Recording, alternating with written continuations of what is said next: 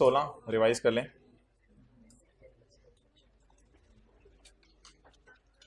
पहले आके किताबें निकाल लिया करें। जब ओनर ऑफ बिल्डिंग किराएदार को घर किराए पे दे तो जिस साल वो किराए पे आया और उसने नॉन एडजस्टेबल अमाउंट दी उस साल और उससे अगले 9 साल यानी टोटल 10 साल में ये अमाउंट इनकम में ऐड होगी। इस वजह से हमने 6 लाख को 10 से डिवाइड करके 60,000 पे इनकम में डाला था। ये सारी बातें उनसे हो रही हैं जो सैटरडे को आए थे, और फिर हमने 6 लाख को 10 से डिवाइड करके 60,000 को इनकम में डाला था। ठीक है, और फिर उसके बाद भाई ऑनलाइन वाले सिंगल डिवाइस यूज़ करें, एक से ज़्यादा डिवाइस यूज़ करते हैं फिर रिक्वेस्ट करते हैं चेंज के लिए, फिर उनको मसला करते हैं और वेट करना पड़ता है। सिंगल डिवाइस यूज़ करें सिर्फ। अच्छा, फिर उसके बाद न्यू अमाउंट रिसीव हुई नए किराएदार से। इसमें से पुराना 6 लाख पूरा माइनस नहीं करेंगे। इसमें से इस 9 लाख में से आप क्या माइनस करेंगे? पुराना 60 जिस पे टैक्स लग चुका है उसको आप माइनस करेंगे, और जो बकाया अमाउंट आएगी उस अमाउंट को आप 10 से डिवाइड करेंगे। ये पढ़ा था हमने लास्ट क्लास में। ओके, इसमें एक बात और पढ़ी थी कि जिस वक्त पुराना चला जाए और कोई नया ना आए तो फिर पुराने के जाने पे आप इनकम में कुछ ऐड नहीं करेंगे। तो जिस साल पुराना बंदा जा रहा है उस साल कोई नया बंदा नहीं आ रहा, तो ऐसी सूरत के अंदर आप कुछ भी इनकम में ऐड नहीं करेंगे। तो ये हमने एग्जाम्पल 1A में पढ़ा था। अच्छा, अब इसमें एक सवाल जहनों में आ सकता है, वो ये आ सकता है कि अगर, वैसे तो मैं ऑनलाइन वालों को भी ये कहूँगा अगर वाले सवाल अब इस सेक्शन पे ज़्यादा पूछने की ज़रूरत नहीं, क्योंकि जितना हमारे स्कोप में सिलेबस में है वो सिनेरियोज हमने कवर कर लिए हैं। लेकिन एक दो अगर वाले सिनेरियोज मैं कवर कर लेता हूँ, इससे ज़्यादा अगर आपने पूछना हुआ तो आपकी मर्जी है। बहरहाल मेरे ख्याल से इतना काफ़ी है जितना आपको पढ़ा दिया गया सिलेबस के अतबार से। फ़र्ज़ करें 2013 में हमारे पास 6 लाख रुपये आया, ऊपर देख लें कराए में तो, या आया ना करें तो हद होती है वैसे। 2013 में एक बंदा आया 6 लाख रुपये लेके, तो 6 लाख को 10 से डिवाइड किया, क्या जवाब आ गया? 60,000। फिर 6 लाख को 10 से डिवाइड किया, क्या जवाब आ गया? 60,000। फर्ज करें 15 और 16 में घर खाली रहा, कोई भी किराए पे नहीं आया। तो अब ऐसी सूरत में 2017 में जाके फर्ज करें कोई किराए पे आया, तो उस नए बंदे ने पैसे दिए न्यू एडवांस 9 लाख रुपया। अब इस 9 लाख में से क्या पुराना 60,000 माइनस हो सकता है? जी बिल्कुल हो सकता है, कोई मसला नहीं। इस साल में तो वैसे ही घर किराए पे रहा ही नहीं, तो कोई इनकम में ऐड ही नहीं हुआ, तो ये 9 लाख में से आप पुराना 60 और 60 माइनस स्टिल कर सकते हैं। अगर बीच में गैप भी आ जाए इसमें कोई हरज वाली बात नहीं है। ये एक बात होगी। दूसरी बात, दूसरा एक सिनेरियो ये हो सकता है, बाजुओं के बगैर वाली नहीं मिली, इधर ले आओ। दूसरा एक सिनेरियो ये हो सकता है कि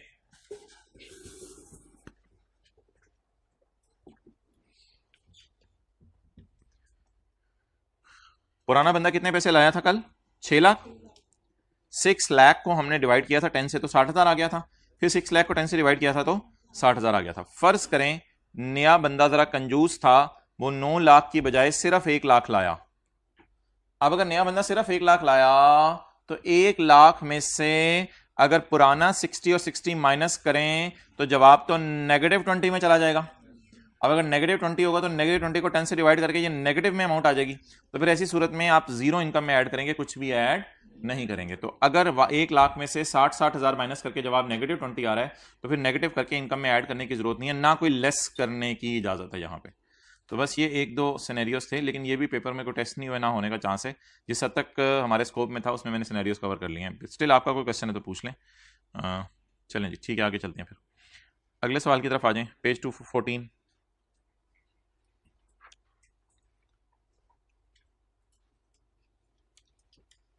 अच्छा भाई, ये जो एडवांस है ना, मालिक मकान को देता है किराएदार, ये एडवांस जो है ना दो किस्म का हो सकता है। एक एडवांस होता है एडजस्टेबल और एक होता है, जो हमने लास्ट क्लास में पढ़ा है वो एडजस्टेबल है या नॉन एडजस्टेबल है? नॉन एडजस्टेबल है। तो नॉन एडजस्टेबल एडवांस को हमने क्या पढ़ा था, किससे डिवाइड करना है? 1/10 से मल्टीप्लाई करना है या 10 से डिवाइड करना है? और एक होता है एडजस्टेबल एडवांस, वो आपको आज पढ़ाना है। एडजस्टेबल एडवांस को इग्नोर करना होता है। तो ये आप नोट कर लें, फिर मैं आगे इसको एक्सप्लेन करता हूं।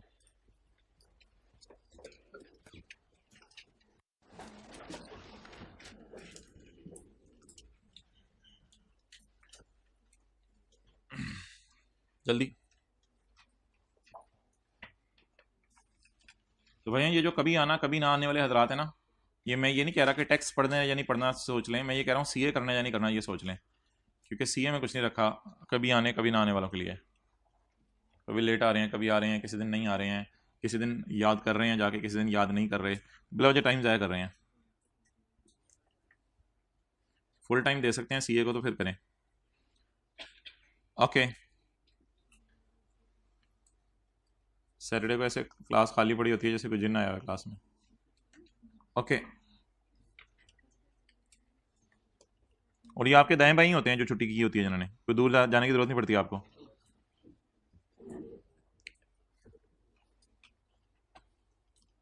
अच्छा जी, एक साहब ने घर किराए पे दिया 12 महीने के लिए पहला महीना, दूसरा, तीसरा, चौथा, पांचवा, छठा, सातवां, आठवां, नौवां, 10वां, 11वां, 12वां महीना। तो एक साहब ने 12 महीने के लिए घर किराए पे दे दिया। रेंट एग्रीमेंट में तय ये पाया कि महीने का किराया होगा ₹1,00,000, और अगली बार ये तय पाई कि जुलाई, अगस्त और सितंबर इस सारे का किराया लाख लाख लाख रुपए आप इसी दिन मुझे जमा करवा दो, बिल्कुल ईयर 1, ये मंथ 1 के स्टार्ट पे, यानी यकम जुलाई को तुम मुझे 3 लाख जमा करवा दो।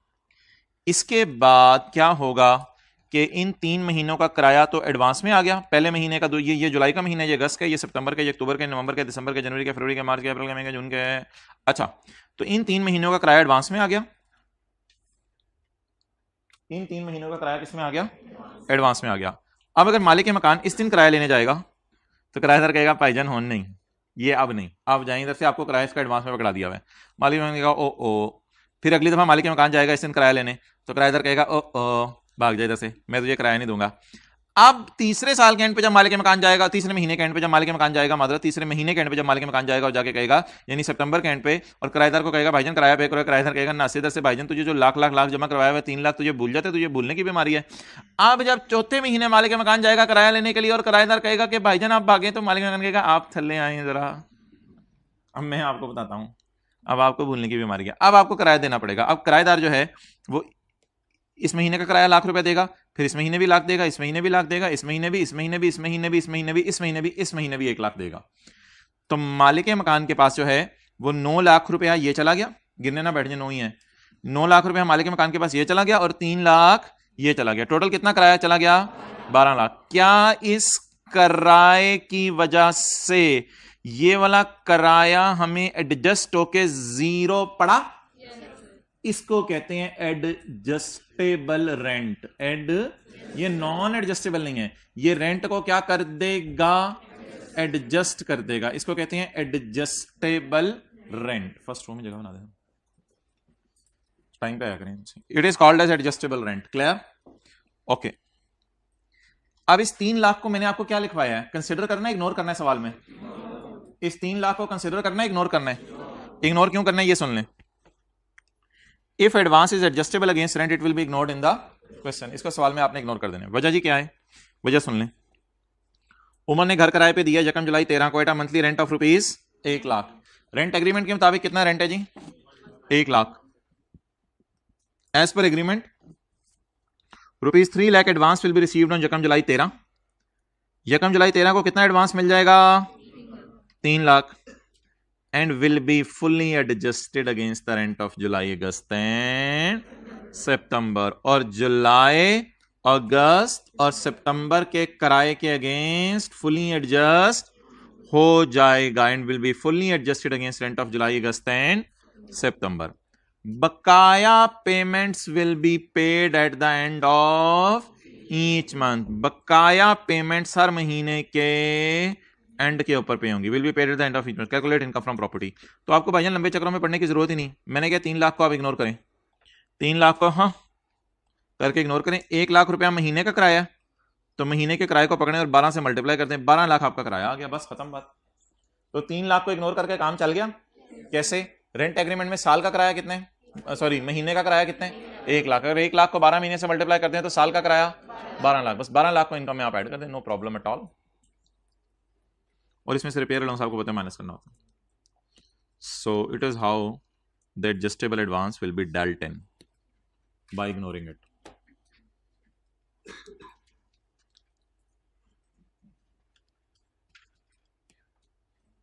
क्लियर? चलें जी, अब आ जाए भाई अगले सफे पे, पेज 215।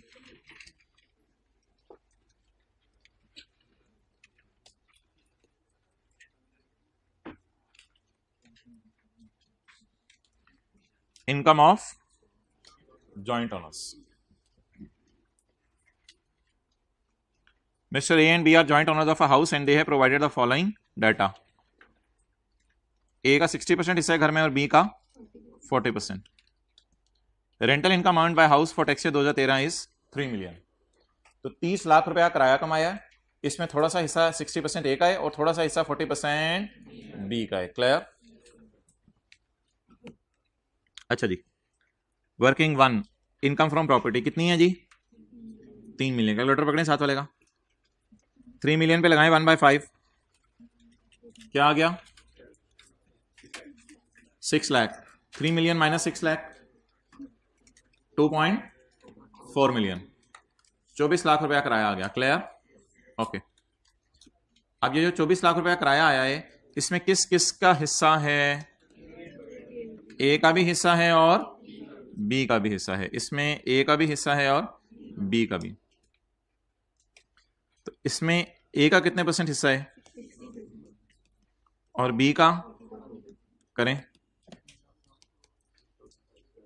कितना?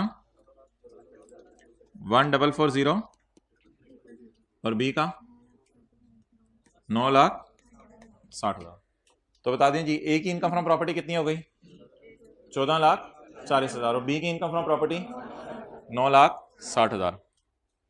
मिस्टर ए का जब मैं न्यूमेरिकल सॉल्व करूंगा तो इनकी इनकम फ्रॉम प्रॉपर्टी कितनी लूंगा? 14 लाख। और जब मिस्टर बी का न्यूमेरिकल सॉल्व करूंगा तो इनकी इनकम फ्रॉम प्रॉपर्टी 9,60,000। इसके बाद टेबल 1 में जाएंगे, टेबल 2 में जाएंगे? टेबल 1 में जाएंगे, क्योंकि income from salary mister A के लिए अलग टेबल 1 लगेगा। ये लगा लेंगे या लगा के दिखा दूं? लगा लेंगे टेबल 1। और मिस्टर बी के लिए टेबल 2। क्यों टेबल 2? क्योंकि इनकम फ्रॉम सैलरी कमा रहा है। अच्छा अच्छा, चलें वापस आ जाएंगे। टेबल 1 2 नहीं लगेगा, इसके लिए भी टेबल 1 ही लगेगा और ये इसका टैक्स आ जाएगा। क्लियर? चलें जी, अब एक फुल फ्लैश सवाल करते हैं एग्जाम लेवल का, पास पेपर का। क्वेश्चन 2 आपका होमवर्क है। होम में वर्क करने का टाइम मिल जाता है आपको? होम में वर्क करने का, मेहरबानी होगी आपकी। ये आपका अपने ऊपर एहसान नहीं, आपके वालिदैन के ऊपर एहसान है। पेज 217। ये जो हज़रात नहीं आते, छुट्टी करते हैं ना, तो ये शायर ने उन्हीं के लिए कहा है, लम्हों की खताती 6 महीने ने सजा पाई। तो ऐसा कोई मौका ना दें, इंशाल्लाह आप सारे पास होंगे। तो खुदा के लिए छुट्टी ना किया करें, जान चली जाए छुट्टी ना किया करें। क्वेश्चन 5, जान चली जाए तो चलें वापस आ जाएं, वो तो एक एक्सेप्शनल केस है ना, फिर तो आप आ भी नहीं सकेंगे। क्वेश्चन 5, टीचर की चलेगी तो सारी छुट्टी। बशीर एंड जमील, जाना तो सबने है ना, jointly own a house in Karachi. Bashir और जमील का इकट्ठा घर है कराची में। भाई आप कभी आते हो कभी नहीं आते, और आपके साथ वो दोस्त आ नहीं रहे क्लासेस वाले। आप खड़े हो जाओ। हाँ, और आपके दोस्त किधर हैं जो क्लासेस वाले आपके साथ आते हैं? क्या इधर बैठे होते थे आप उसके साथ? ऑनलाइन करवा लिया। और आपने? तो आप क्या छुट्टी करते हो? पिछले हफ्ते की है छुट्टी एक, क्यों? हद हो गया, बैठो। Bashir and Jamil jointly own a house in Karachi. Bashir है 75% share in the house. Bashir का कितना हिस्सा घर में? 75%। ऑन यकम सितंबर 2003 the house was letted at सालाना किराया ऑफ 65 लाख। घर कितने सालाना किराए पे दे दिया जी? 65 लाख। तो किस दिन घर किराए पे दिया है? यकम सितंबर 2003 को घर किराए पे दिया है। और हमारा टैक्स ईयर कौन सा है? 30 जून 2004। तो अगर आप हजरात जो है वो अपनी पलकें ऊपर करके देखें तो ये कितने महीने बन रहे हैं? 10 महीने। बिल्कुल, ये कितने महीने बन रहे हैं? तो कितना अरसा घर किराए पे रहा हमारे साल? कितना अरसा घर किराए पे रहा? 10 महीने। लेकिन ये किराया कितने अरसे का है? साल का है। तो बशीर और जमील ने दोनों ने मिलकर कराची कुरंगी के इलाके में घर किराए पे दे दिया। बशीर का 75% हिस्सा घर में यकम सितंबर 2003 को घर किराए पे दिया गया। तो इसका सालाना किराया तय पाया 65 लाख। सालाना महाना अंग्रेजों में एनुअल, मंथली, एनुअल किराया कितना तय पाया? 6.5 मिलियन। दिस अमाउंट इंक्लूड, अच्छा ये वैसे बता दें, ये पाया है खोया है? पाए हैं खोए हैं? ये पाया है कितना पाया? 65 लाख। दिस पाया इंक्लूड छोटा सा पाया। पाए में तो पाया ही पड़ा हो सकता है, पाए में तो खोया नहीं पड़ा हो सकता, फिर तो नहीं खाया जाएगा। पाए में तो पाया ही हो सकता है, पाओ में पाया हो सकता है। This amount include 186,000 per month for services connected with the renting of building. ये तीनों services connected with the renting of building है ना। तो बता दें इस 186 को कहां डाल देंगे? इनकम फ्रॉम, और इसको कहां डाल देंगे? ये तो टोटल है जाहिल। इनकम प्रॉपर्टी ना बोले ना, तो हद हो गया, सुबह सुबह आप लोग बुलवा रहे हैं। तो ये तो टोटल है, इसमें से अदर सोर्स निकाल देंगे तो क्या आ जाएगा? इनकम फ्रॉम प्रॉपर्टी आ जाएगा। ठीक है जी, शुरू करें वर्किंग वन। आपको खोया चाहिए? खोया अफ्तारी के बाद, अभी जरा पहले पाया कर लो सैरी में।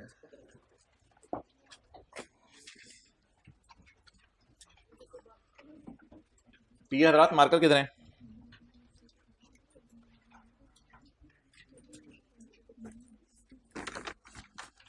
ठीक है, मिल गए हैं।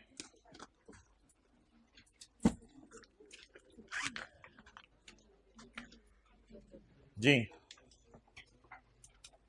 वर्किंग वन, इस सफे पे हाथ फेरें और शुरू करें। वर्किंग वन, टोटल रेंट कितना है जी? 6500,000,000। ये है जी टोटल रेंट। टोटल रेंट के कितने हिस्से करने हैं? 2 हिस्से करने हैं। पहले ना मैं इनकम फ्रॉम प्रॉपर्टी और अदर सोर्स अलग कर देता हूं, बाकी बातें बाद में। इनकम प्रॉपर्टी और अदर सोर्स अलग कर देता हूं। तो मुझे ये बताएं कि ये टोटल किराया है, क्योंकि इसके साथ लिखा हुआ है दिस इंक्लूड, तो ये टोटल किराया है।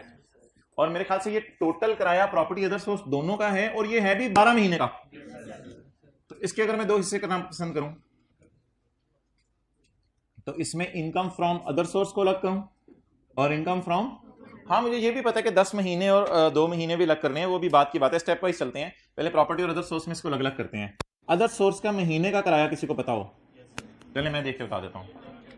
1,86,000 पर मंथ, ये अदर सोर्स का महीने का किराया है। इसको अगर मल्टीप्लाई करूं 12 महीने से, तो क्या ये पता चल जाएगा टोटल में अदर सोर्स का साल का कितना है? क्योंकि भाईजान ये टोटल एनुअल रेंट है, प्लीज सवाल में टोटल के साथ एनुअल लिखा हुआ है, टोटल एनुअल रेंट है ये। तो 12 महीने के किराए में किसी और का भी 12 महीने का ही पड़ा हो सकता है ना। तो ये कितना आ गया?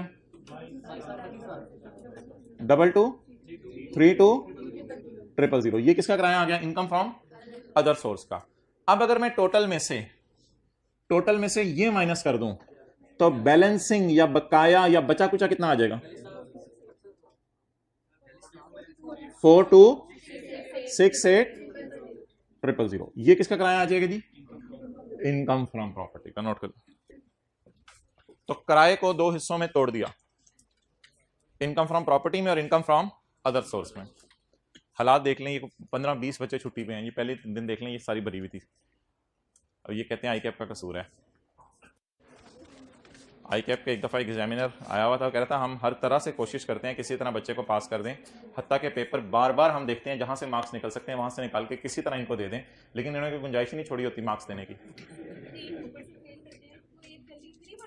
नहीं, ये गलती इतनी बड़ी नहीं होती, वो कोशिश करते हैं 49 से 50 हो जाए, लेकिन कोई गुंजाइश ही नहीं दे रहा होता पेपर, तो वो कहाँ से करें? गलती बड़ी या छोटी होने की वजह से मार्क्स नहीं कटते। जिस चीज़ के मार्क्स हैं, ये नहीं होगा कि कोई आपने ब्लेंडर कर दिया तो उसके ज़्यादा मार्क्स काट लिए जाएंगे। ओके चलें जी, ये होगी वर्किंग वन। अब वर्किंग टू, अब मैं निकालने लगा हूं जी इनकम फ्रॉम प्रॉपर्टी। किस साल की? टैक्स ईयर 2004 की इनकम प्रॉपर्टी। ये वाइब्रेट करे किसी का मोबाइल? मेरा तो नहीं होगा। अच्छा, तो income from property, tax year 2004, gross receipt. मुझे बता दें, हमारे साल 10 महीने की इनकम बुक करें या पूरे 12 महीने की? 10 महीने की इनकम बुक करें।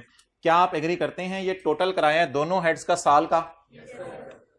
ये ओ भाईजान ऊपर देखे, ओ हाइब्रिड वाला ऊपर, ये टोटल किराया है दोनों हेड्स का 12 महीने का।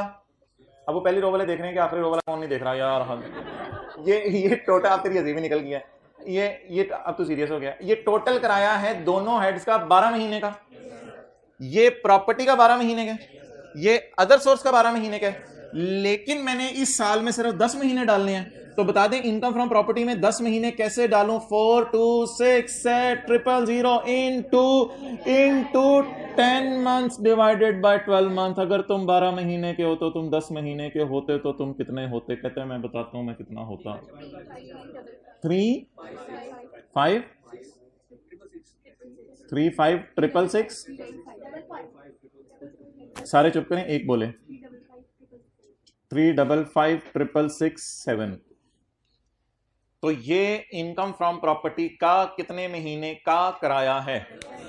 इनकम फ्रॉम प्रॉपर्टी का 10 महीने का किराया, और मुझे चाहिए भी 10 महीने का क्योंकि मेरे वाला घर 10 महीने किराया पर है। अच्छा, इसके बाद इसके खर्चे माइनस करेंगे टाइम आने पे। टाइम सबका आना है इंशाल्लाह, इसके खर्चे माइनस कर लेंगे। फिलहाल वर्किंग 3 कर लेंगे, मैंने बोला है कर वा दे, नहीं बोला रिपेयर अलाउंस वाले भाई। Working 3 income from other source. असल में मैं खेलना चाह रहा हूं पहले पाए से, आप खेलना चाह रहे हैं साथ साथ पाए और खोए से। तो मैं पहले पाए को खत्म करना चाह रहा हूं, फिर खोए की तरफ मूव करेंगे। अब मुझे अदर सोर्स अमाउंट 186,000 पता है पर मंथ है। अदर सोर्स ये अमाउंट कितने महीने की है? 12 महीने की है, ठीक है।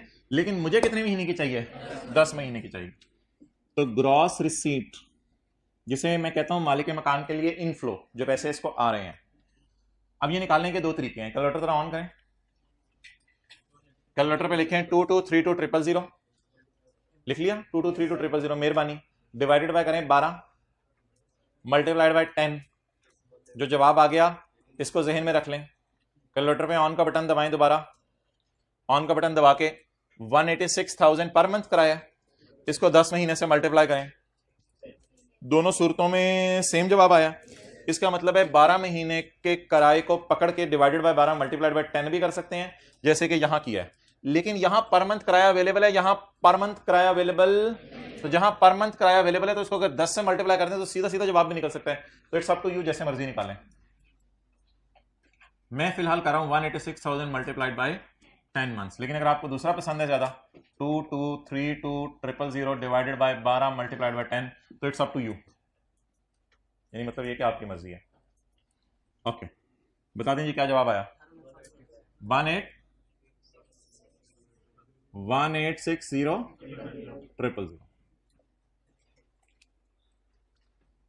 इसमें से भी माइनस करने हैं इसके खर्चे। अब आप ऐसा करें कि खर्चे खुद ही माइनस कर लें, जिस चीज के जहां जहां खर्चे हैं वो खुद ही माइनस कर लें। अच्छा, खर्चे भाईजान 10 महीने के 12 महीने के नहीं है। खर्चों को कुछ नहीं करना 10/12, खर्चों के साथ लिखा हुआ है ड्यूरिंग 2004। तो खर्चे बस एज इट इज पकड़ें और पकड़ के माइनस करें। जहां जो जिसका खर्चा है वहां वो उसके खर्चे में से माइनस करें। क्यों उसने कन्वर्ट कराया? क्या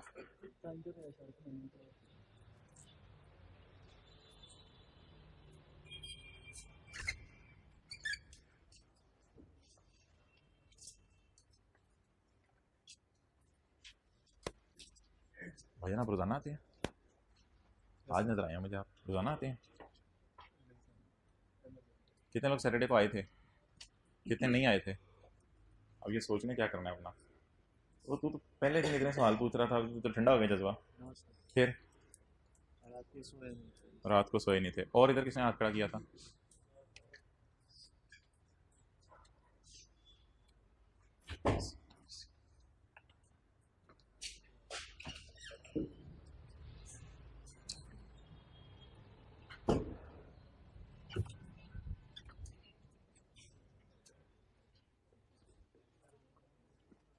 भाईजान लिफ्ट के बाहर लिखा हुआ है इसको इस्तेमाल नहीं करना। एक बंदे ने इस्तेमाल की थी, वो घंटा अंदर ही रहा था, तो कंपनी जिम्मेदार नहीं होगी।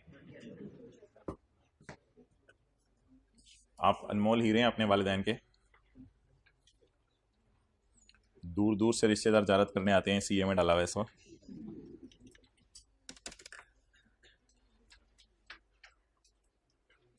ओके भाई, जो जिस साइड का खर्चा है उसको वहीं से माइनस करेंगे, ठीक है। यानी खीर के अंदर जो है वो चीनी डालेंगे और सालन के अंदर नमक डालेंगे। तो जो जिस चीज का है उसको वहीं पे डालेंगे, गड़बड़ कर दी तो मसला होगा। अब मुझे बता दें, during the year 2004 the owner income. During the year 4 का क्या मतलब है? इस साल के या पूरे 12 महीने के? सिर्फ इस साल के। तो इनको कुछ करने की जरूरत नहीं, एज इट इज इनको उठाना है। फॉलोइंग एक्सपेंडिचर वाल income in respect of house, house की मद में ये खर्चे किए। अच्छा जी, तो ये खर्चा जो है वो किस हेड का है? पहले वाला 6,50,000। ये ऑब्वियसली अगर आप किराएदार से 186,000 पर मंथ यूटिलिटीज की मद में ले रहे हैं तो मालिक मकान वापडा वालों को, मालिक मकान जमादार को और मालिक मकान सिक्योरिटी गार्ड को दे भी तो रहा होगा। तो ये सारे के सारे इनफ्लोज थे और ये इस इनफ्लो में पड़ा हुआ इनफ्लो ही था और ये सारे के सारे आउटफ्लोज हैं, यानी मालिक मकान के पास से ये पैसे जा रहे हैं। तो इसको इनकम फ्रॉम प्रॉपर्टी में लेके जाके नहीं माइनस करेंगे, इसको इनकम फ्रॉम अदर में माइनस करेंगे। बोले तो मैं लिख लेता हूं 650,000। इधर आ जाएं।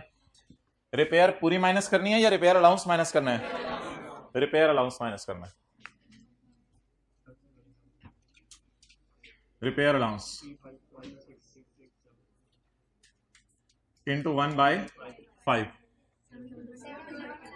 711,333। अच्छा, लाइब्रेरी अगर मगरिब के बाद से लेकर रात 12 बजे तक खोली जाए तो कितने लोग इंटरेस्टेड हैं इसमें बैठने में? नहीं ऑब्वियसली फीमेल स्टूडेंट्स के लिए तो नहीं होगी, वो तो दिन के अंदर होगी। बॉयज भी बैठेंगे 12 बजे तक, पढ़ के लूट में जा देंगे। अच्छा, ये क्या अफ्तारी के बाद बोले ना, इनको समझा दें जरा आप लोग क्लास के बाद। रिपेयर अलाउंस हो गया जी, आगे चलें। रिपेयर अलाउंस सारा माइनस करना है या 1/5? 1/5। इंश्योरेंस प्रीमियम सारा माइनस करने या सारा? Insurance premium, insurance premium 240,000। Test 2 chapters का होगा, ऑनलाइन वाले 1 बजे के बाद आके कॉलेज में टेस्ट दे सकते हैं। 240,000। नेक्स्ट जी, कलेक्शन चार्जेस कितने हैं जी? 25,400। अब कोई दिल में सोच रहे हैं मैं आया हुआ नहीं देता, ऑनलाइन वालों ने उधर से आके देने हैं। अच्छा, वो हजरात हाथ खड़ा करें, पिछले पूरे सेशन एक टेस्ट नहीं दिया कॉलेज का, एक भी नहीं दिया। कुछ शर्म आती है हाथ खड़े करते हुए। कोई उधर से कह रहे हैं लाइब्रेरी में पढ़ के मैंने लूट मचा देनी है। अच्छा, इनकंसिस्टेंसीज को कहते हैं। अच्छा जी, अब कलेक्शन चार्जेस,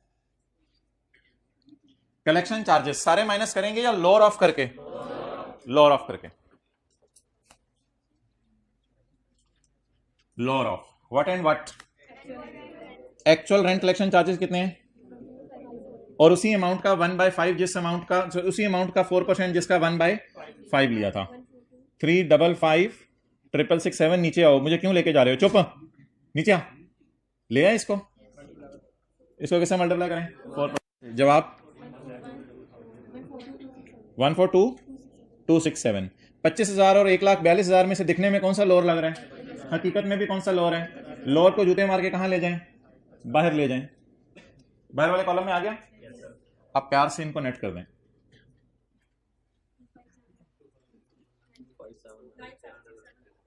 क्या? 2579,934। चलें जी, यहां तक नोट कर लें। हाँ जी, क्या चीज?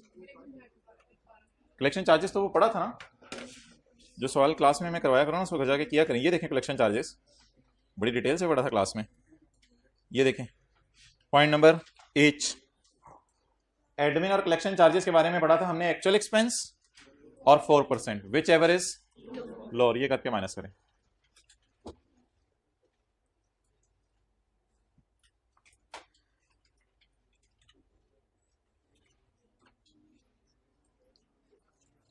जी बता दें ये कितनी आई? 1210,000। अब बता दें जी अगला काम क्या करना है? न्यूमेरिकल के फेस पे आ जाएं और आपको रोने की आवाजें आ रही हैं? सवाल से रोने की आवाज आ रही है। कहां से? कान लगाएं जरा, कान लगाएं सवाल के साथ। हाँ, एक्सेलेंट। 75% से रोने की आवाजें आ रही हैं कि मुझे क्यों नहीं कहीं लेके गए। 75% से रोने की आवाजें आ रही हैं कि मुझे क्यों नहीं कहीं लेके गए। रात 12 बजने वाले हैं, मुझे क्यों नहीं... अच्छा, वापस आ जाए मुल्क की हालात से। 75% की आवाजें आ रही हैं कि मुझे क्यों नहीं कहीं लेके गए। अभी तक हमने 75% को लेफ्ट, नहीं करवाई। अच्छा, आपको मैं शुरू में बता देता कि 75% का क्या करना है, तो आपकी जो है वो जान निकल जाती। असल में यहां सवाल के अंदर हमने 3 दफा अपोर्शनमेंट किया है। कैसे? हमें टोटल दिया हुआ था, प्रॉपर्टी और अदर सोर्स का अलग नहीं दिया हुआ था। पहले हमें ये टुकड़े टुकड़े करने पड़े, फिर उसके बाद हमें 12 महीने का दिया हुआ था और 10 महीने का हमने निकालना था, फिर ये वाले भी टुकड़े टुकड़े करने पड़े। और इन द एंड आपको पता है कि ये बशीर और जमील दोनों की इनकम है और ये बशीर और जमील दोनों की इनकम है, तो इनको 75-25 भी करने हैं। ये आखिरी दफा टुकड़े टुकड़े करेंगे तो 60 टुकड़े बन जाएंगे। तो कितनी दफा टुकड़े टुकड़े करने पड़े? 4 दफा। एक दफा कैसे करने पड़े? हेड वाइज, फिर मंथ वाइज, अब बशीर जमील वाइज। ठीक है जी। तो अब बशीर और जमील के दरमियान इनकम्स को तकसीम करना है। जैसे थोड़ी देर पहले हमने अभी छोटा सा सवाली की थी मिस्टर ए और बी वाली, उसमें आपको पता है हमने इसको 60-40 किया था, तो बिल्कुल उसी तरह अब हमने करना है। अब बशीर का हिस्सा बशीर को, जमील का हिस्सा जमील को। बशीर को 76% दे दिया तो जमील रोने लग जाएगा, इसलिए बशीर को 75% देंगे exact.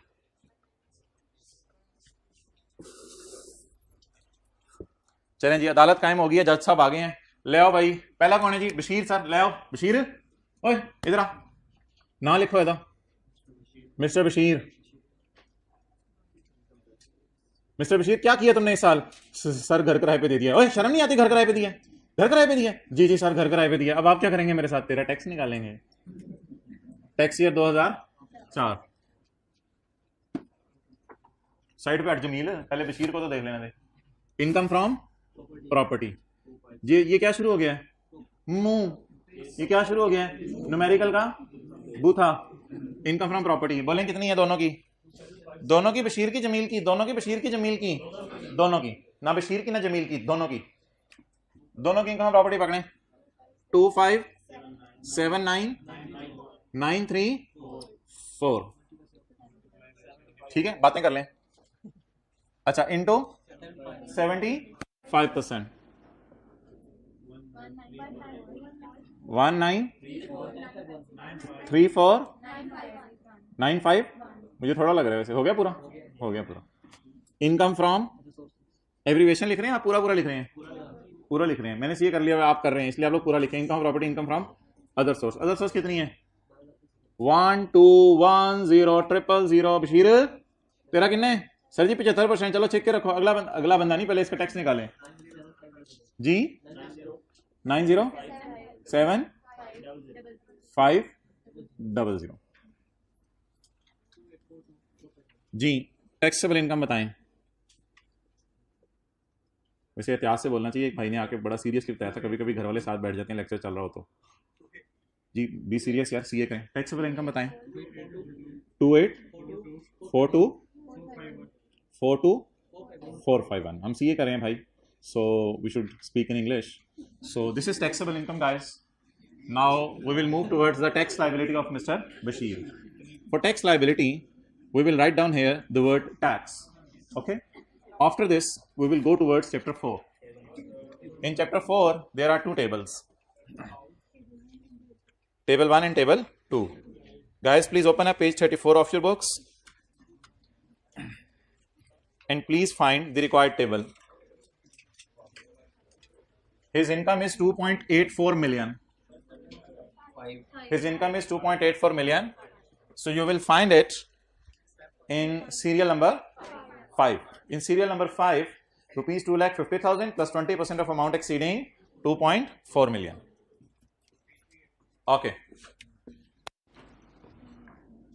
Tell me the amount. 250,000 plus 20% of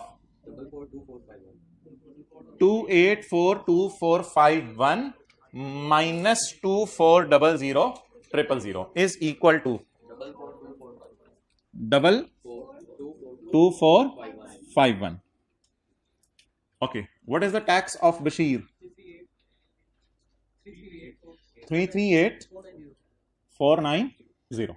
Now next is the turn of Jamil. Jamil, Mr. Jamil. So it's up to you. You are supposed to calculate the tax of Mr. Jamil. And I'm giving you 3 minutes for this. Calculate the taxable income and tax liability of Jameel.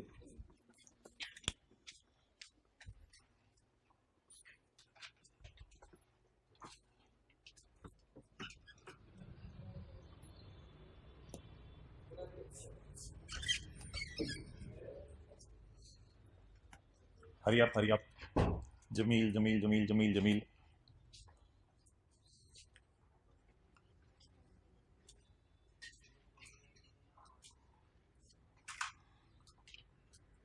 Hurry up भाईजान hurry up.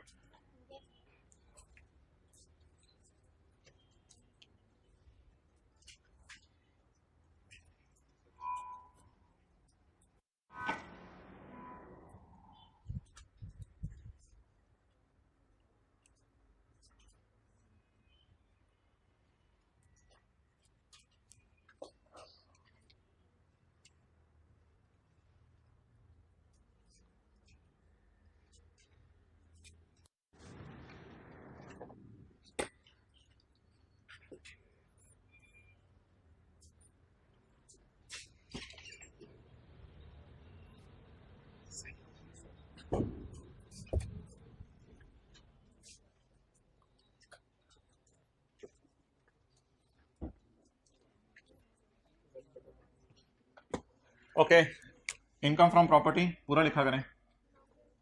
2579,934 into 25%, 984। वो दिन भी आना था जिस दिन पूरा white board भर जाना था, और इस दिन के आप इंतजार में थे कई दिनों से। Income from other source 1210 into 25%, 302,500। ज़कात तो गिवन नहीं है, इसलिए इसी को टैक्सेबल इनकम लिख लें।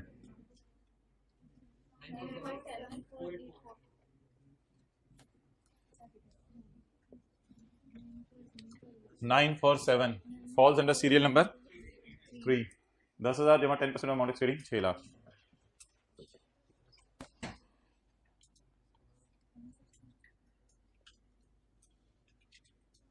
जी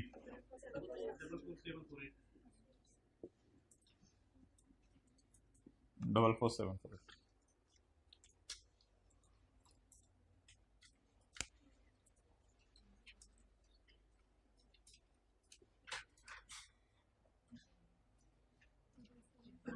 This is Mo. This is Mo. This is Tange. Working 1, 2 और 3।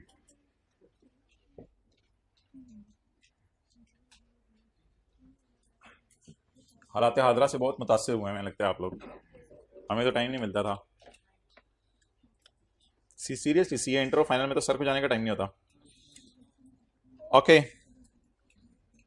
तो ग्लासेस वाले भाई खड़े हो जाएं। Red shirt, third last row, glasses वाले भाई आपके साथ जो बैठे हुए हैं। हाँ जी, अच्छा मोहतरम, ये क्या है? नहीं, जरा बात खुल के करो। कुछ नहीं, इधर कोई कुछ नहीं कहेगा। टोटल का मतलब फिर बताओ ना। चलो एनुअल तो आपने अच्छा बोल दिया।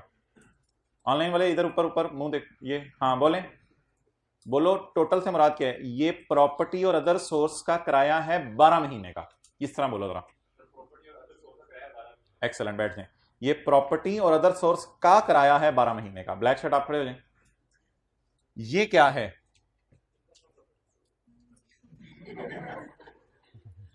पूरी गल कर। इनकम फ्रॉम प्रॉपर्टी 12 महीने की। बैठ जाए आप। मास्क वाले भाई 12 मंथ्स की, बिल्कुल बैठ जाए। ये प्रॉपर्टी और अदर सोर्स है 12 महीने की। ये प्रॉपर्टी है 12 महीने की, ये अदर सोर्स है 12 महीने की। भाईजान ये क्या है? हाँ, ये इनकम प्रॉपर्टी 10 महीने की है। और ये क्या है? इनकम फ्रॉम अदर सोर्स कितने महीने की? 10 महीने की। ये बता दो ना आप, तो कमाल हो जाए। जेब में मेरे पैसे कोई नहीं है। ये आप बता दो तो कमाल हो जाए। ये बता दो तो कमाल हो जाए, जल्दी बताओ। ये बता दो total income from property. Total से कोई 12 महीने मतलब ले रहा है, कोई 10 माह की इनकम फ्रॉम प्रॉपर्टी। नहीं नहीं नहीं, नहीं नहीं नहीं नहीं नहीं,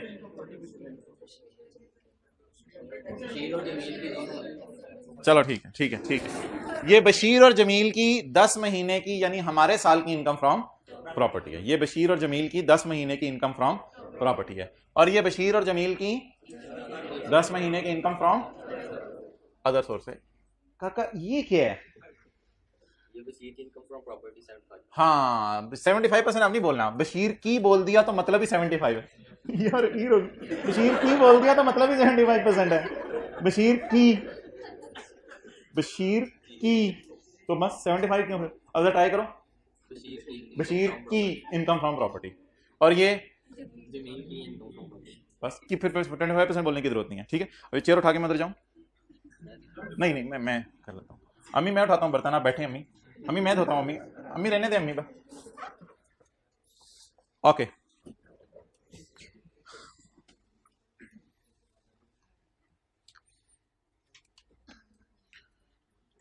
section 66 income of joint owners.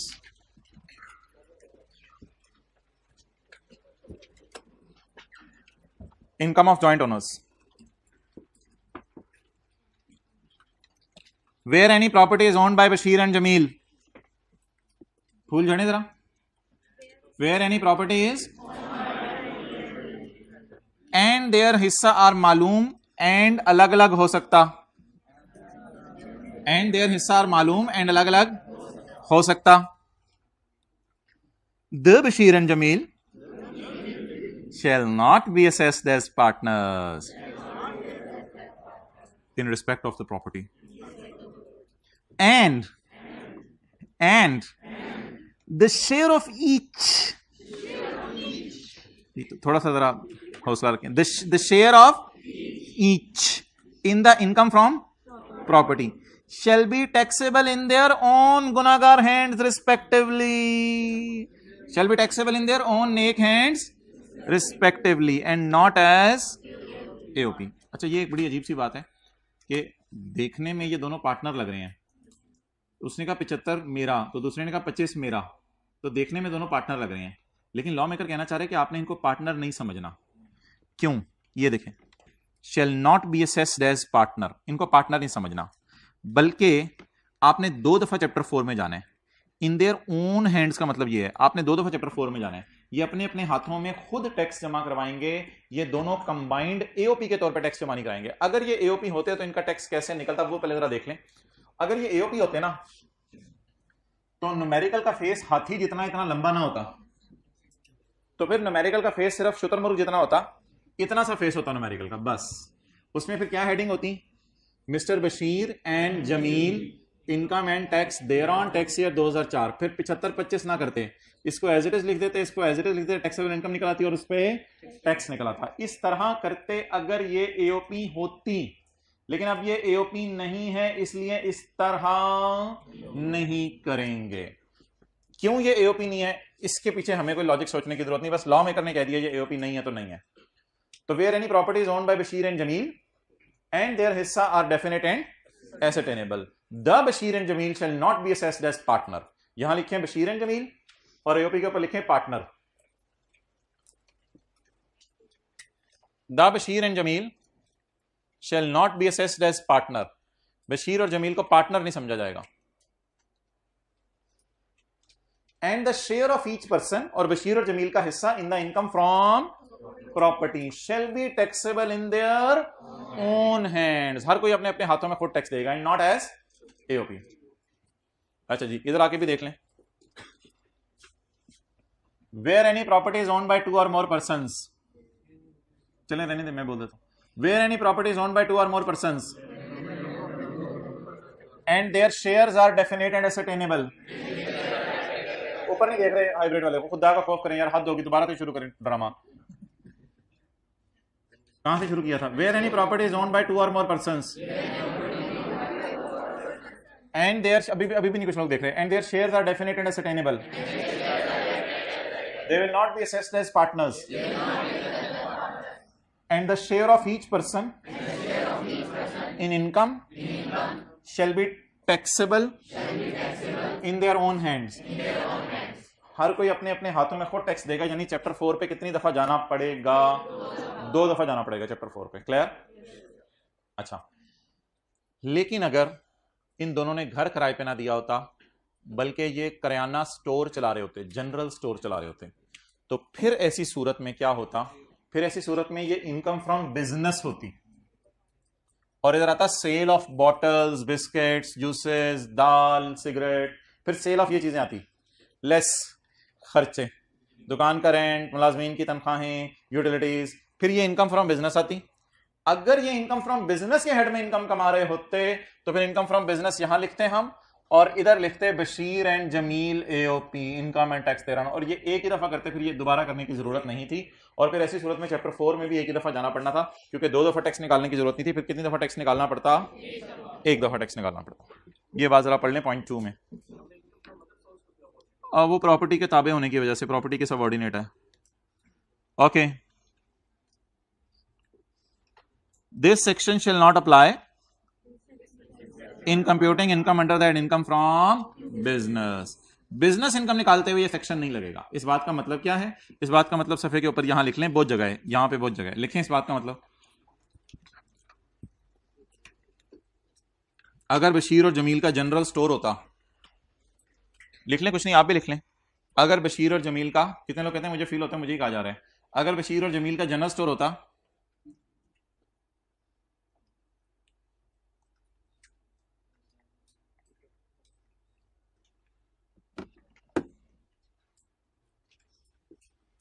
अगर बशीर और जमील का जनरल स्टोर होता तो फिर इनको पार्टनर समझा जाता,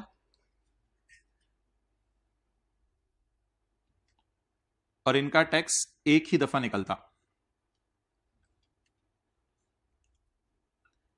इनको पार्टनर समझा जाता और इनका टैक्स एक ही दफा निकलता।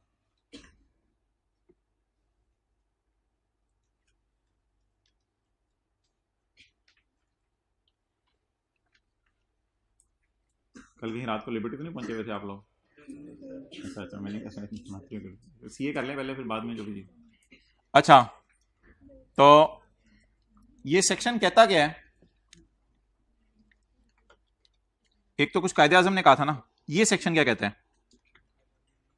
नहीं, कायदे आजम ने तो कहा था काम काम और फिर दोबारा काम, तो कायदे आजम पे चले आप। ये सेक्शन कहता क्या था?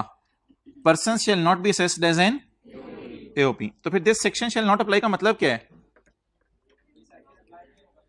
जी बिल्कुल, लेकिन मैं अंग्रेजी में पूछ रहा हूं।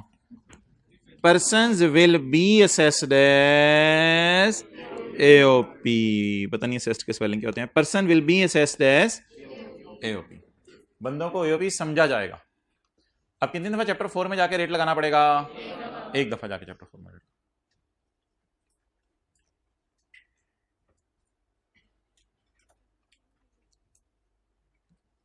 ओके, बैठ जाओ अब्दुल्ला, रिलैक्स करो यार, वो जो मैंने आपको काम कहा था वो करो जाके।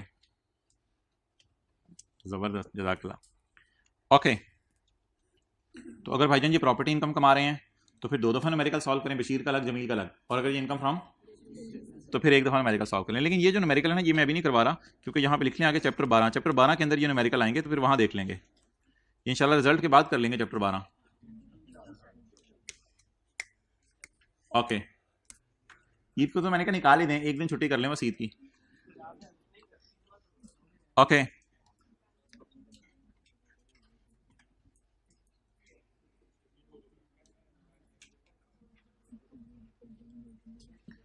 अच्छा भाई, अजीब और अमीर बात होती है या अजीब और गरीब बात होती है?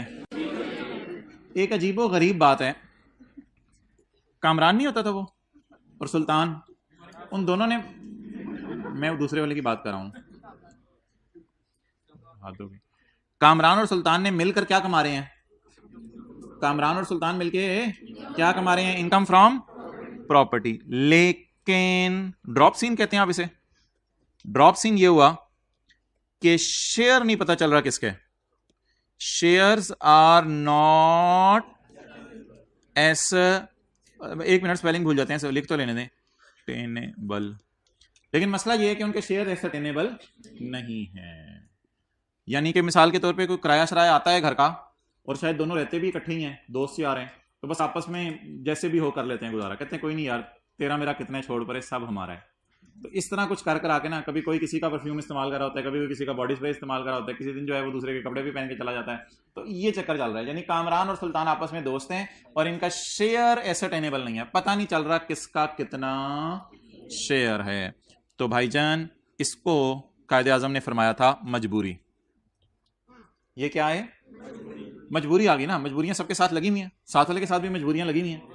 तो मजबूरी में क्या करें, मजबूरी में क्या करें, बोलें बोलें बोलें बोलें बोलें, मजबूरी में क्या करें? ये नीचे मैं दिखाने लगा हूं आपको, लेकिन आप सोचें पहले मजबूरी में क्या करें। बोलें बोलें बोलें बोलें बोलें, पर्दा हटने लगे, आंखें बंद करें, आंखें बंद करें, नीचे करें। मजबूरी में इनको क्या कह दें? एओपी। ये मजबूरी है, बहुत बड़ी मजबूरी है, इसमें हमारे पास कोई हल नहीं था, इसलिए सजीवो गरीब सूरत में इनको एओपी कहेंगे। साथ वाले की किताब पे नोट कर लें, जल्दी करें।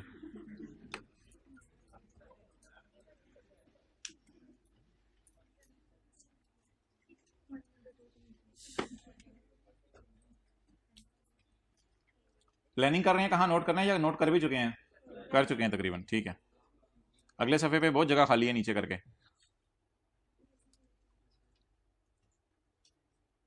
उर्दू बाजार से जाके 2-3 किलो सफ़े ले आएं और रोज़ाना याद करके लिखा करें।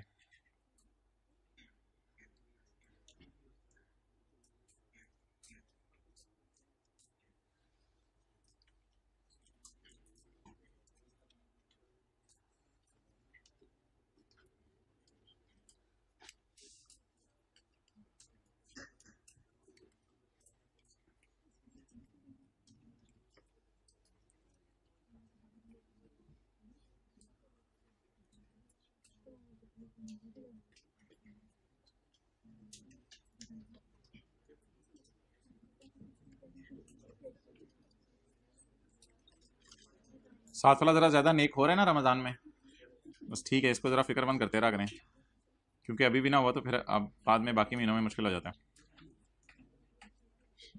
ये एक ही मौका होता है, और भी आते रहते हैं। बहरहाल उसे कहीं अभी से बाद आ जा, वैसे तो अच्छा बच्चा है। ओके चलें जी, इस अजीबो गरीब सिनेरियो में क्या करें? मज को बोरी में डाल दें। तो भाईजान आप कहाँ से आ जाते हैं, हमें पढ़ने दें यार। नोट आपको पता है चलाते हैं अब हम इधर।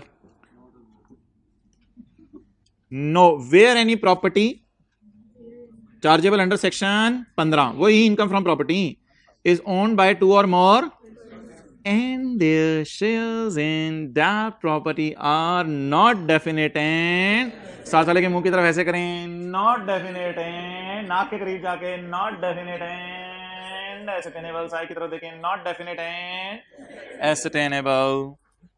तो क्या करें? The property will be considered as being jointly owned by AOP and the taxable income and tax payable thereon, उसके ऊपर tax will be calculated in their own hands, ना ना ना ना ना ना ना ना ना ना ना ना as AOP। इसको किन असूलों के मुताबिक सॉल्व किया जाएगा? AOP के मुताबिक।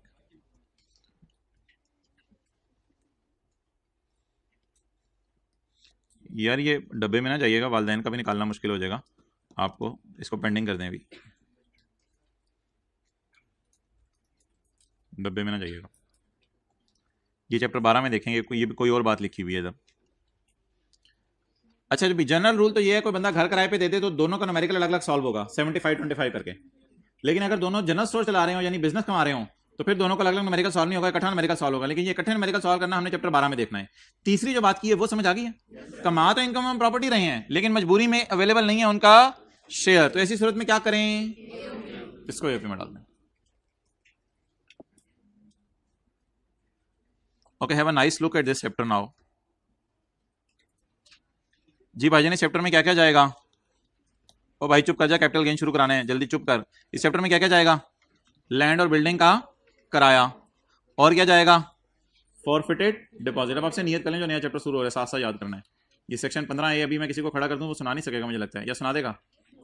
15A सेक्शन डिडक्शंस अलाउड सुना देगा, लेवल है। अगर बिल्डिंग को प्लांट मशीनरी के साथ किराए पे दे दिया जाए कौन से हेड में जाएगा? अदर सोर्स में, और अगर खाली यूटिलिटीज दी तो वो अदर सोर्स में चली जाएंगी और बाकी इनकम फ्रॉम प्रॉपर्टी में जाएगा। एक्चुअल किराया और फेयर मार्केट किराए में से कौन सा ऐड होगा? हायर ऐड होगा। जिस साल कोई नॉन एडजस्टेबल अमाउंट आएगा उस साल 10 से डिवाइड करेंगे। जिस साल छोड़ के चला जाएगा और कोई नया नहीं आएगा 10 से डिवाइड नहीं करेंगे बल्कि 0 ऐड करेंगे।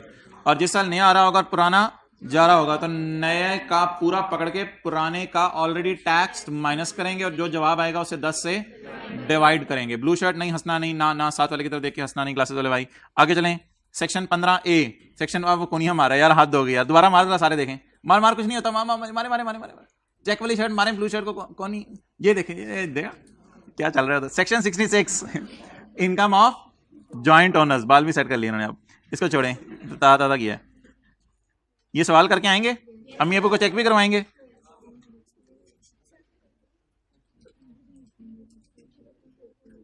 वैसे जिनके बच्चे ने होमवर्क नहीं किया वो आ जाएं। अच्छा, क्वेश्चन 5 ये तो हो गया, जिनका बच्चा नहीं, वालिदैन का बच्चा।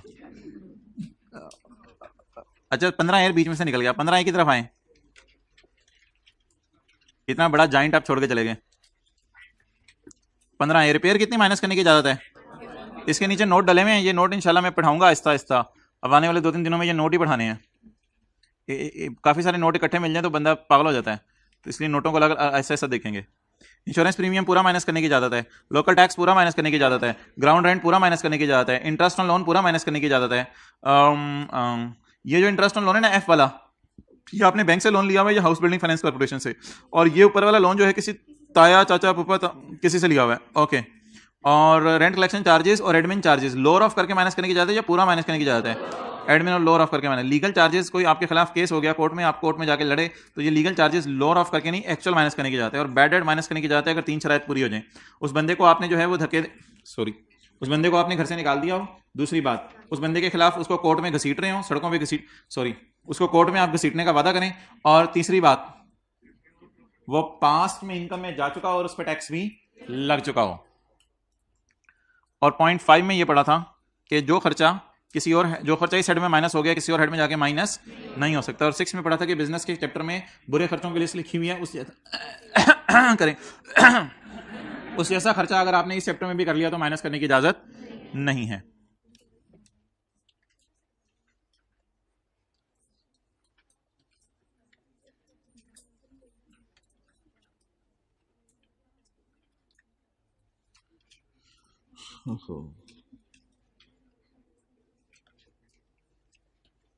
कैपिटल गेन के चैप्टर में हम ये डायग्राम आज समझेंगे और पढ़ना चैप्टर जो है वो अगली क्लास में शुरू करेंगे। ये कौन है दरमियान में? बंदा। ये कौन है?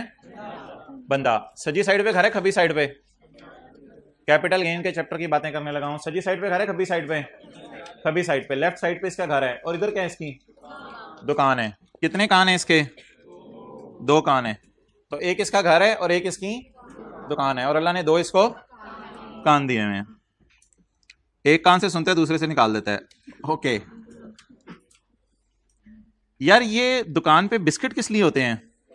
बेचने के लिए। अच्छा, बिस्किट को स्टॉक कहते हैं। स्टॉक क्या कहते हैं? स्टॉक। बिस्किट किस लिए पड़े हैं दुकान पे?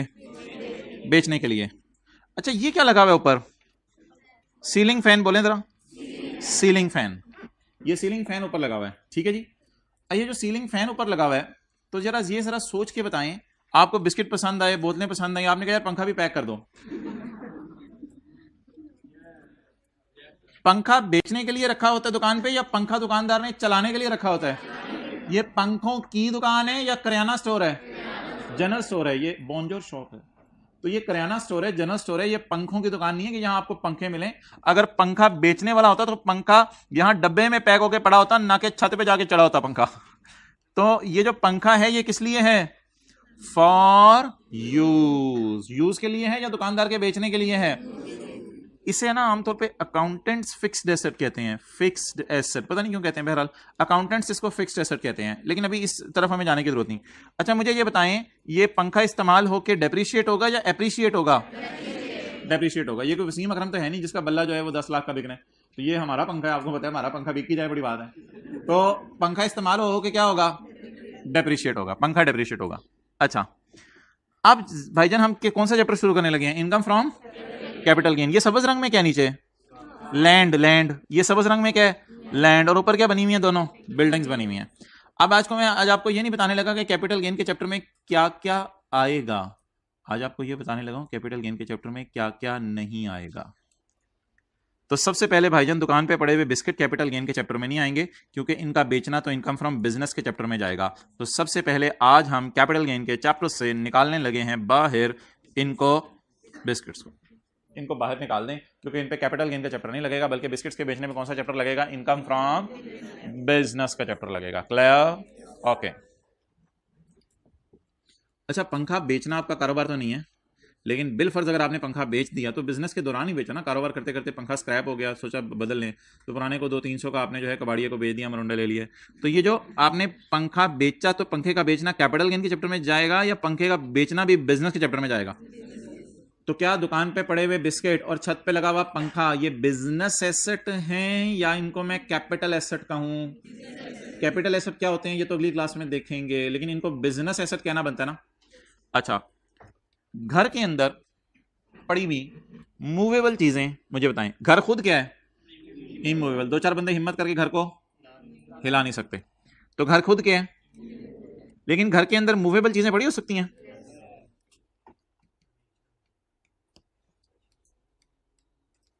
प्रेशर कुकर याद आया इन्हों। तो भाईजान वापस आ जाओ। पकोड़े मूवेबल, घर के अंदर मूवेबल चीजें बड़ी हो सकती हैं। बर्तन क्या है? मूवेबल। गाड़ी हैंड ब्रेक खोल दें तो, साइकिल, मोटरसाइकिल, अलमारियां। घर के अंदर पड़ी हुई बहुत सी चीजें मूवेबल है। अपने आप को नहीं गिनना बीच में। घर के अंदर पड़ी हुई चीजें बहुत सी क्या हैं? मूवेबल हैं। साथ वाले भाई को धकेल के, अच्छा यार हिल रहे, मूवेबल अम्मी। ये घर में पड़ी हुई मूवेबल चीजों पे भी ये चैप्टर नहीं लगेगा। अब सवाल ये है कि ये बंदा जो है वो सोच रहा है फिर किन चीजों पे लगेगा, फिर किन चीजों पे ये चैप्टर लगेगा। तो ये इंशाल्लाह हम कल देखेंगे किन चीजों पे ये चैप्टर लगेगा। फिलहाल साथ वाले की किताब पे ये नोट कर लें जरा यहां तक।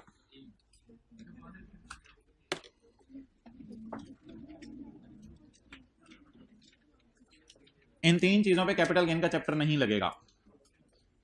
मुनासिब होगा कि किताब का सफा निकालें कैपिटल गेन के चैप्टर का, और वहां पे अन्य जगह है। उफ, तो इतने हाई लेवल की अंगड़ाई लिया तूने, आखिरी रो में बैठ के अखीर कर दिया तूने। ये जो खबरें आ रही है ना, बेंच टूट गया थी। नोट कर ले मेरे भाई, मैं चेक करूंगा।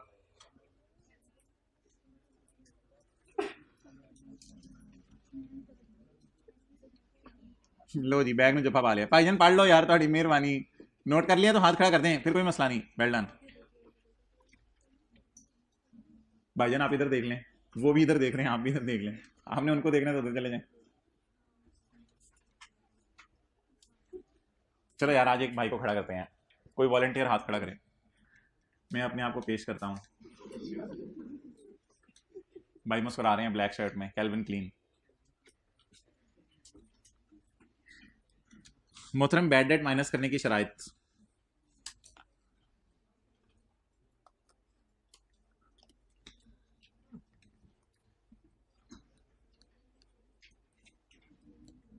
यार वैसे नरगिस इज स्टिल वीपिंग।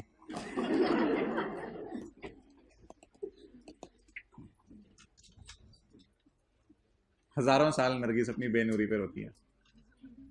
यार इसका रोना बंद कराओ भाईजान, कोई हिम्मत करें, आप लोगों की क्लास को रिकॉर्ड कायम करें। अच्छा, वैसे मेरी एक फीलिंग है, पता नहीं सही हो या गलत हो, कि आपकी क्लास एक ऐसी वाहिद क्लास होगी जो सैटरडे को पूरी क्लास टेस्ट देगी। तो ये एक रिकॉर्ड कायम होने वाला है, अखीर हो जाएगी, नरगिस रोना बंद कर देगी बिल्कुल हमेशा के लिए। कैसे कैसे बच्चे आ गए हैं। क्या हो सकता है ऐसा कि 10-15 साल में ऐसी पहली क्लास हो जो पूरी क्लास सारे पूरे के पूरे टेस्ट दें? कोशिश करेंगे। चलें जाएं, फिर साथ वाले को लें और जाएं।